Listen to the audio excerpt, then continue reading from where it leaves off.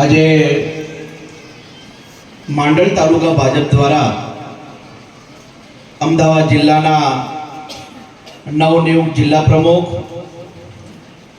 છેલ્લા 25 વર્ષથી એક સામાન્ય કાર્યકર્તાથી માંડીને રાષ્ટ્રીય સ્વયંસેવક સંઘના એક સેવકની ભૂમિકામાં રહીને અને આજે અમદાવાદ જિલ્લાના ભાજપ પ્રમુખ તરીકે જેની જવાબદારી મળી છે એવા શ્રી શૈલેષભાઈ દાવડાના સન્માન સમારોહ કાર્યક્રમમાં મંચ ઉપર ઉપસ્થિત તાલુકા ભાજપના પ્રમુખ માન્ય નીતિનભાઈ, અમદાવાદ જિલ્લા માન્ય પ્રમોદભાઈ, ન્યાય સમિતિ ચેરમેન માન્ય ભીખાભાઈ, ખૂબ સરળ વ્યક્તિત્વ અને આ વિસ્તારની અંદર એડીસીના માધ્યમથી ખૂબ સાધારણ વ્યક્તિ તરીકે મંડળીઓમાં કામ કરતા એપીએમસીના ચેરમેન અને એડીસી ડિરેક્ટર માન્ય અમુ કાકા છેલ્લા કેટલાય સમયથી તાલુકા અને જિલ્લાના પ્રમુખોની નિમણૂક થતી હતી.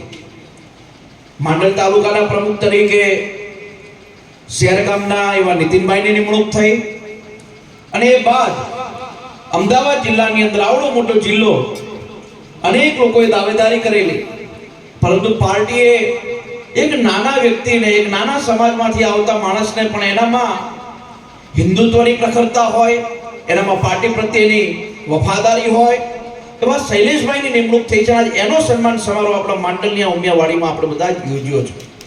મારે પહેલા તો અભિનંદન આપવા છે માંડલની આખી ભાજપની ટીમને કે ખૂબ સુંદર મજાનું આયોજન કરીને શૈલેષભાઈનો સન્માન તો ખરું, પણ સાથે જ આવનારા દિવસમાં પાર્ટીની જે શક્તિ છે, પાર્ટીનું જે કામ છે, જે સાથે મળીને માંડલની અંદર ભાજપને મજબૂત કરવાનું છે, હિન્દુત્વને મજબૂત કરવાનું છે, એ કામને પ્રોત્સાહન રૂપે આજે સુંદર મજાનો કાર્યક્રમ કર્યો છે. એટલા માટે માંડલની ભાજપની ટીમને અને બધા જ કાર્યકર્તાઓને ખૂબ અભિનંદન પાઠવું. સરકાર સંગઠનને પૂરક છે. સરકારનું કામ છે વિકાસના કામને જમીન ઉપર પહોંચાડવાનું, અને સંગઠન અને કાર્યકર્તાનું કામ છે ગામડામાં રહેલા વિકાસ કામોને સરકાર સુધી પહોંચાડવાનું. 2004 થી લઈને 2022 સુધીનો સમયગાળો વિસ્તારની અંદર દેશના ધારાસભ્ય તરીકે ગયો કામ અટક્યા, પરંતુ તમારા આશીર્વાદ 20 વર્ષથી આપણે વિકાસના કામો વિસ્તારમાં વધુમાં થાય. અને વિકાસના કામો શા માટે થાય? કે ભારતીય જનતા પાર્ટીનો કાર્યકર્તાથી ભાજપના ઉમેદવારને જીતાડ્યો છે. એટલા માટે તમે બધા જાણી છે કે આજે માંડલની 18 કરોડની સરકારી કોલેજ બનતી હોય, વિરમગામથી લઈને શંખેશ્વરનો જે રોડ છે બનાવવાનો હોય, વિસ્તારની અંદર નાના મોટા રોડ રસ્તા કામો હોય, લાઇબ્રેરીના કામો હોય, આ બધા જ કામ આપણા વિસ્તારની અંદર થાય. એમ સૌથી મહત્વનો જો કોઈ ફાળો હોય તો ધારાસભ્ય કરતા એ પાર્ટી કાર્યકર્તાઓનો છે. કાર્યકર્તાઓની વધુમાં ઓછા ગામડાઓ સુધી પહોંચાડી. આપણે જાણીએ કે એક સમય હતો કે વિસ્તારની અંદરથી પ્રવાસની વાત તો દૂર રહી, પણ આજે ધાર્મિક પ્રવાસ ભારતીય જનતા પાર્ટીની સરકારમાં માન્ય મુખ્યમંત્રી ભૂપેન્દ્રભાઈ પટેલના સહયોગ અને નરેન્દ્રભાઈ દુરંતીના કારણે આ વખતે આપણે માંડલમાં જે 30 બસો અંબાજી દર્શન કરવા પરિક્રમા માટે લઈ ગયા.